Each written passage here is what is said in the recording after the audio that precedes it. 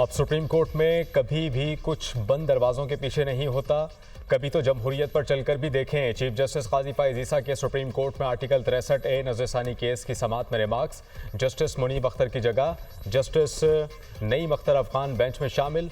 Chief justice ने remarks दिए कि जस्टिस मुनीब अख्तर को दरख्वास्त की गई कि बेंच में आए। जस्टिस मुनीब अख्तर ने दोबारा खत लिख दिया जिसमें पुराना मौक़िफ़ दोहराया। मैंने कमेटी को जस्टिस मंसूर अली शाह को शामिल करने की तजवीज़ दी।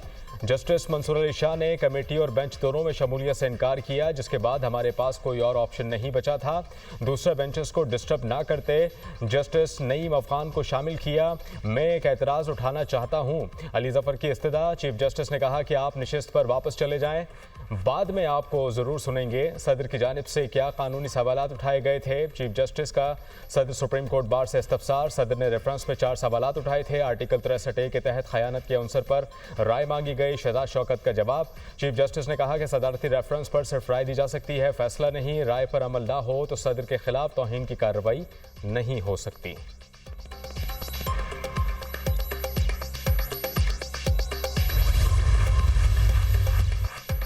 आर्टिकल 63A नजरसानी केस में वफाकी हुकूमत और पीपल्स पार्टी की नजरसानी अपील की हिमायत। नजरसानी की मुखालफत कौन कर रहा है?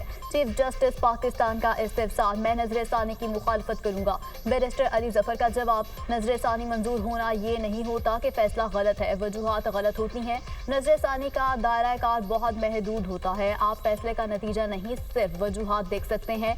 चीफ जस्टिस पाकिस्तान के आर्टिकल 63A नजरसानी केस की समाअत में रिमार्क।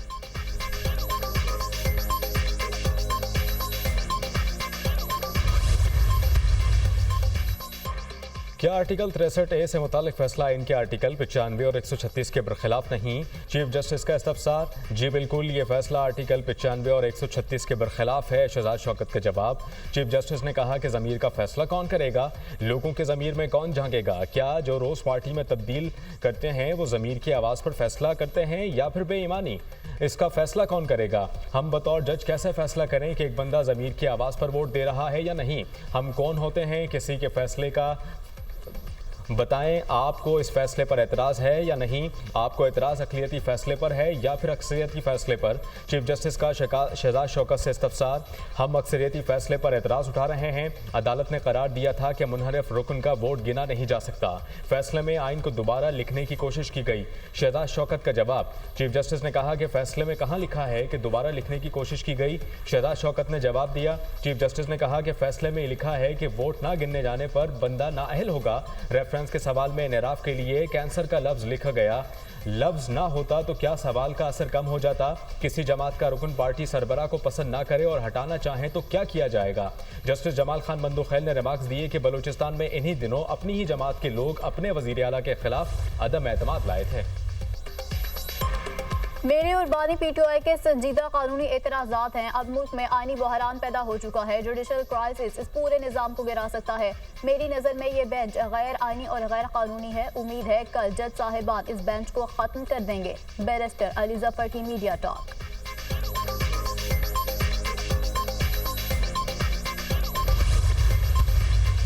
दोनों जज साहिबान के किरदार है। मेरा कोई एतराज़ नहीं होगा कि उनमें से जो भी आए और कॉन्स्टिट्यूशनल कोर्ट में बैठे। I have no issue. पार्लियामान पे मुसलसल हमला आवर रहा है ये इदारा।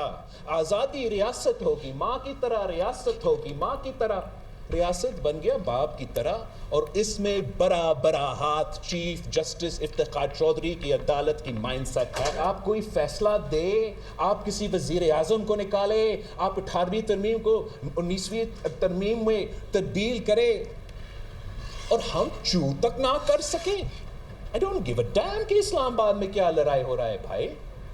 मेरा इससे कोई ताल्लुक ही नहीं है।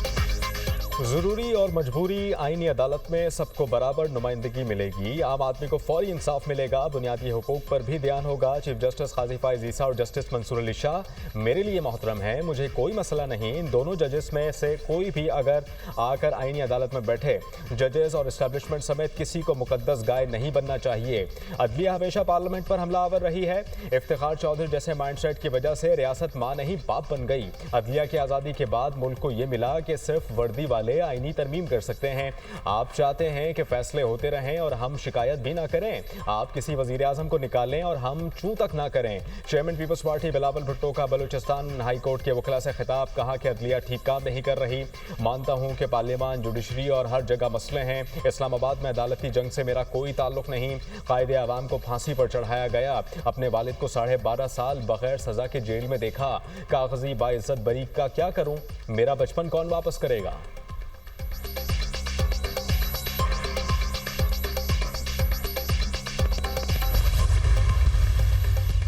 हमें अभी तक पार्लिमानी रहनुमाओं के इजलास का दावतनामा नहीं मिला। दावतनामा आएगा तो हम इजलास में शरीक होंगे।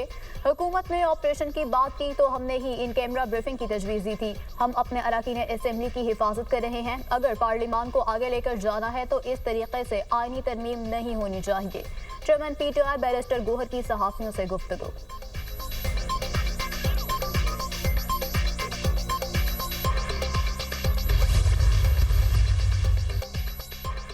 वज़ीर दाखिला मोहसिन नकवी की सरबरा JUI मौलाना फजलुर रहमान से मुलाकात। JUI का बिला मुकाबला अमीर मुंतखब होने पर मौलाना फजलुर रहमान और सेक्रेटरी जनरल अब्दुल गफूर हैदरी को मुबारकबाद दी। वज़ीर दाखिला ने कहा कि पार्लियामान की बालादस्ती और जमहूरियत अख्तार की फ़रोग़ के लिए मौलाना फजलुर रहमान का किरदार काबिल तहसीन है। फजलुर रहमान ज़ीरक, मुदब्बिर और दूर अंदेश सियासी रहनुमा हैं। JUI ने उसूलों पर मबनी सियासत की है। मौलाना फजलुर रहमान की अपनी जमात और पाकिस्तान के लिए गिरा कदर खदमात हैं। सदर ममलिकत का मौलाना अब्दुल गफूर हैदरी से टेलीफोनिक राबता। JUI का बिला मुकाबला सेक्रेटरी जनरल मुंतखब होने पर मुबारकबाद दी।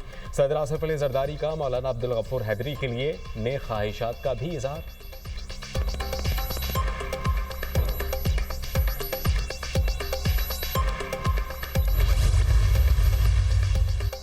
आईनी तरमीम समेत सियासी सूरत हाल पर मुशावरत। तहरीक इंसाफ और जमात इस्लामी के वफूद के माबैन मुलाकात तय। जमात इस्लामी का वफ्द आज KP हाउस पहुंचेगा। PTI की जानिब से बैरिस्टर गोहर, सलमान अकरम राजा और शफकात अकरम वफ्द से मुलाकात करेंगे। वज़ीर आला KP अली अमीन गंडापुर बानी PTI से मुलाकात के लिए अडयाला जेल पहुंच गए। बानी PTI से सियासी मामलात पर गुफ्तगू करेंगे।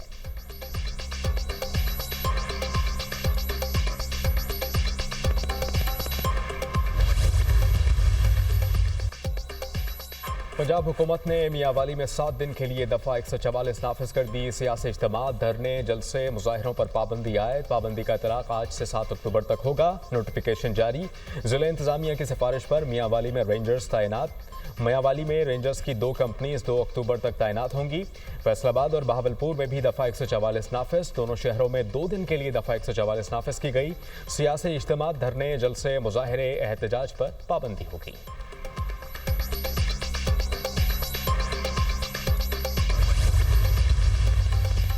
बुशरा बीबी के जरिए बानी PTI को तोड़ने की नाकाम कोशिश की जा रही है। ख़वातीन पर जुल्म के पहाड़ तोड़े जा रहे हैं। इतना जुल्म करें कि कल फिर बर्दाश्त भी कर सकें।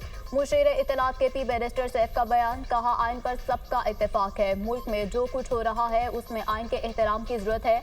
जब लोगों को उनके हकूक ना मिलें तो तसादुम की सूरत हाल पैदा होती है।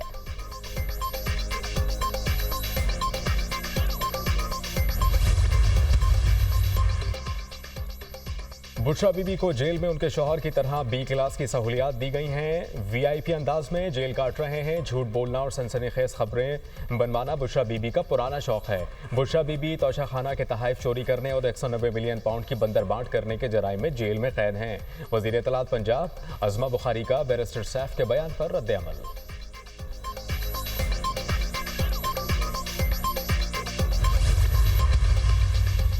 वज़ीर-ए-आज़म शहबाज शरीफ की चीनी सदर और वज़ीर-ए-आज़म समेत चीनी अवाम को यौम तासीस की मुबारकबाद। अपने पैगाम में कहा कि सदर शी जिनपिंग की ज़ेर क़यादत चीन की नाकाबिल यकीन तरक्की पर फ़ख्र है।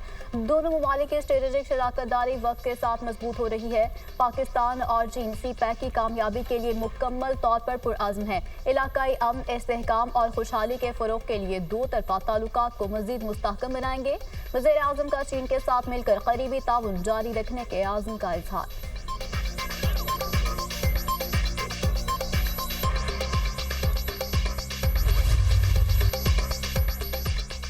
जनरल असेंबली में वज़ीर आज़म के खिताब को सबसे ज़्यादा देखा गया। वज़ीर आज़म शहबाज शरीफ ने जनरल असेंबली में पूरी उम्मत मुस्लिमा की तर्जुमानी की। मसला फ़लस्तीन और कश्मीर के मामले पर भरपूर आवाज़ उठाई। पाकिस्तान के बॉयकॉट के बाद इसराइली वज़ीर आज़म के खिताब के दौरान हॉल खाली था। इसराइल का एहतसाब होना चाहिए, वज़ीर इत्तलात अता तारड़ की प्रेस कॉन्फ्रेंस।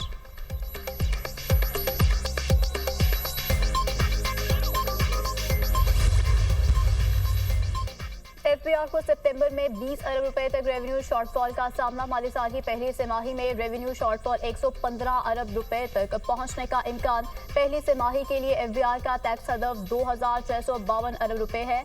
2504 अरब रुपए टैक्स जमा हो सकता है। जमा माह के लिए एफबीआर का हदफ 1100 अरब रुपए तक रखा गया था। पहली तिमाही का शॉर्टफॉल आइंदा माह के टारगेट में शामिल होगा। पाकिस्तान स्टॉक एक्सचेंज में मुस्बत रुझान। 100 इंडेक्स कारोबार के अख्ताम पर 690 पॉइंट से इजाफे के बाद 81,804 पॉइंट्स की सतह पर बंद। इंटरबैंक में डॉलर 2 पैसे सस्ता 277 रुपये 69 पैसे पर बंद हुआ। सोने की कीमत में कमी, फी तोला सोना 600 रुपये सस्ता होकर 2,76,900 रुपये का हो गया।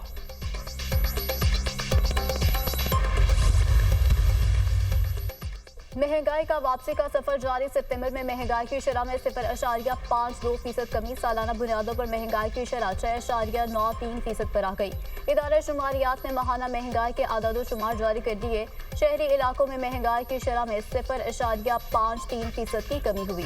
देही इलाकों में महंगाई की शरह में 0.50% की कमी record. Nooriabad power project reference में वज़ीर आला सिंध मुराद अली शाह समेत तमाम मुल्ज़मान बरी। एहतसाब अदालत इस्लामाबाद ने नैब की रेफरेंस वापस लेने की दरख्वास्त मंजूर कर ली। एहतसाब अदालत के जज नासिर जावेद राना ने समाअत की।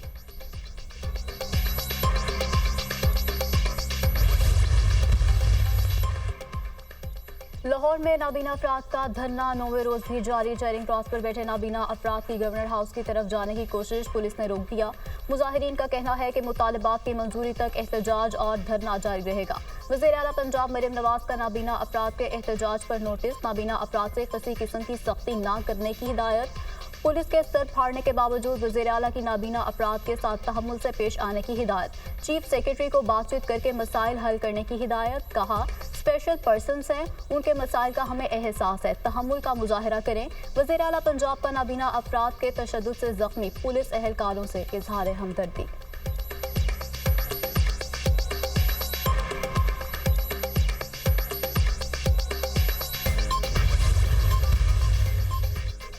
कराची में हॉक्सबे पर गोदाम में लगी आग को फैलने से रोक दिया। आग की शिद्दत पर काबू पा लिया। कूलिंग का अमल मुकम्मल होने में मजीद कुछ घंटे लगेंगे।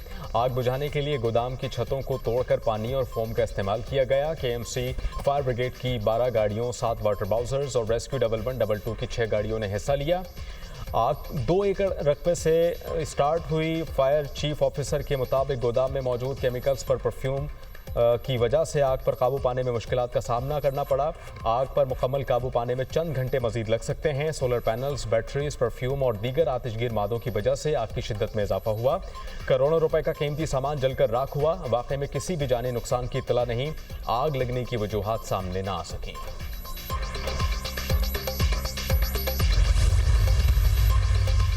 गवर्नर सिंध कामरान टिसोरी की ईरान के काउंसलेट आमद काउंसिल जनरल से हसन नसरुल्लाह और ब्रिगेडियर जनरल इरफान की शहादत पर इजहार अकीदत। मीडिया से गुफ्तगू में गवर्नर सिंध कामरान टिसोरी ने कहा कि इसराइल गजा, ईरान और लेबनान में जारहियत टारगेटेड ऑपरेशन कर रहा है। नेतन्याहू फलस्तीन और लेबनान में मुजालिम ढा रहा है। आलमी बरादरी इसराइल को जारहियत से रोके। अमन के लिए सब मुल्कों को किरदार अदा करना चाहिए। पाकिस्तान दीगर ममालिक की तरह दुनिया में अमन का ख्वाह है।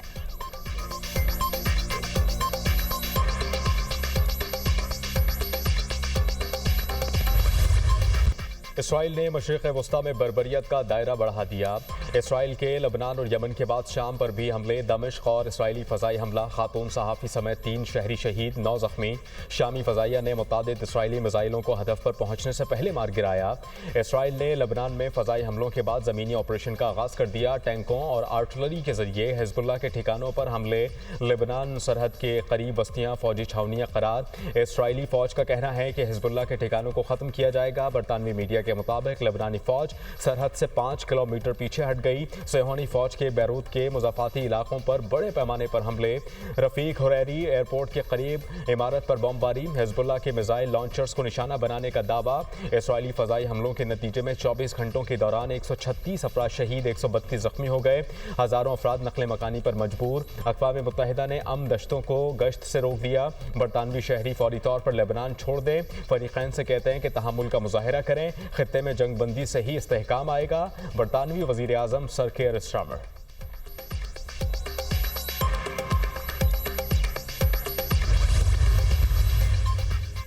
अमेरिका इसराइल की हक़ दिफा की हिमायत करता है। इसराइल ने लेबनान में महदूद ज़मीनी कार्रवाई के बारे में अमेरिका को आगाह किया। तर्जुमान अमेरिकी महकमा खारजा मैथ्यू मिलर की प्रेस ब्रीफिंग। इसराइल लेबनान में हिजबुल्लाह के बुनियादी ढांचे को तबाह कर रहा है। सदर जो बाइडन की ज़मीनी ऑपरेशन की मुखालफत, कहा अब जंग बंदी होनी चाहिए। तुर्क सदर की अक़वाम मुत्तहिदा से इसराइल के खिलाफ ताकत के इस्तेमाल की सिफारिश। तैयब उर्दोगान ने कहा कि खित्ते में आग भड़क रही है, दुनिया मजीद खामोश नहीं रह सकती। अक़वाम मुत्तहिदा के सेक्रेटरी जनरल की लेबनान में ज़मीनी कार्रवाई की मुखालफत किसी सूरत भी लेबनान में तबाही के मुतहम्मिल नहीं हो सकते। इसराइल पहले ही लेबनान पर फ़िज़ाई हमले कर रहा है, लेबनान में ज़मीनी कार्रवाई के खिलाफ है। एंटोनियो गुतेरेस का बयान।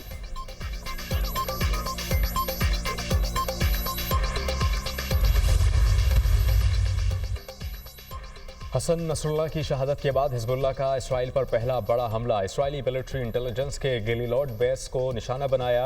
हिजबुल्लाह ने अपने हमले में फादी 4 के 30 मिसाइलों को इस्तेमाल किया। इसराइली फौज ने शिमाली इलाकों में मिसाइल हमलों की तस्दीक कर दी। खुले इलाकों में रॉकेट गिरने से आग भड़क उठी। हिजबुल्लाह ने इसराइली फौज की ज़मीनी पेशकदमी की तरदीद कर दी। इसराइली दावे झूठे हैं, जब भी आएंगे हम इनके लिए तैयार हैं। लेबनान का भी इसराइल पर बड़ा हमला, पहली बार नूर बैलिस्टिक मिसाइल दाग दिया। हमलों के बाद कई इसराइली इलाकों में आग भड़क उठी। तवील जंग के लिए तैयार हैं, कुर्बानियों और तकालीफ के बावजूद फतह तक लड़ते रहेंगे। हिजबुल्लाह के नायब सेक्रेटरी शेख नईम कासिम का पहला खिताब, कहा कि इसराइली अफवाज अमरीकी हिमायत से शहरियों का कत्लेआम कर रही है, मुजाहमत का रास्ता नहीं छोड़ेंगे, दुश्मन मकासद में कामयाब नहीं हो सकता। हमने अपना लीडर और भाई खो दिया। ग्रुप हसन नसरुल्लाह के पेश करदा मुतबादिल मंसूबों पर अमल पैरा है। शहीद हसन नसरुल्लाह की नमाज जनाजा गैर मुअय्यना मुद्दत तक मुलतवी। यमनी हौसियों ने 2 अमरीकी ड्रोन तबाह कर दिए। वीडियो जारी।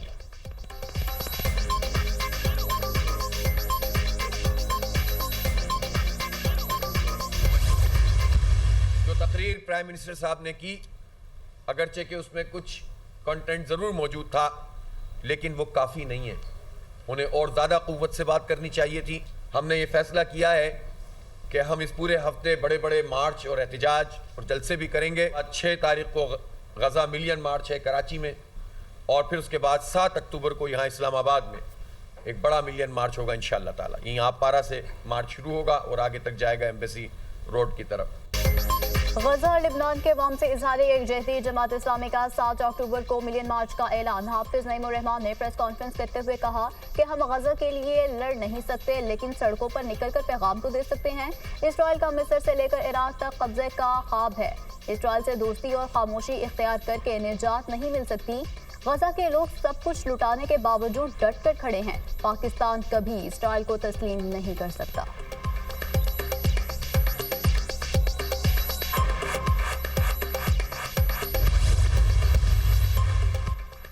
स्पीकर कौमी असम्बली अयाज सादिक से मुमताज़ स्कॉलर डॉक्टर जाकिर नाइक की मुलाकात। उम्मत मुस्लिमा को दरपेश चैलेंजेस, बैनुल मज़ाहिब हमआहंगी समेत दीगर अहम उमूर पर गुफ्तगू।